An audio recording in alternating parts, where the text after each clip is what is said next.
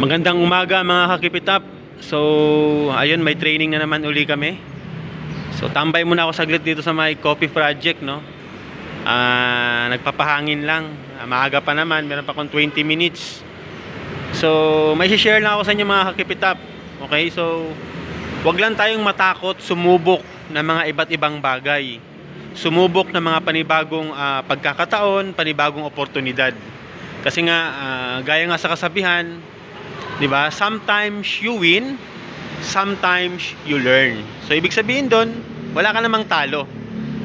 Sometimes you win, sometimes you learn. So yun lang, huwag tayong matakot kasi pag natakot ka, wala ka ng chance.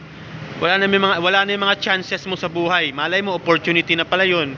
Oportunidad na pala 'yon na parating sa buhay mo. Natakot ka. Kasi nga baka mabigo, puro negative. So, wag tayong ganun yung mindset. Kung mawala man sa ating isang bagay, find another way, di ba? Hanap uli. Wag lang tayong sumuko, wag lang tayong tumigil, okay?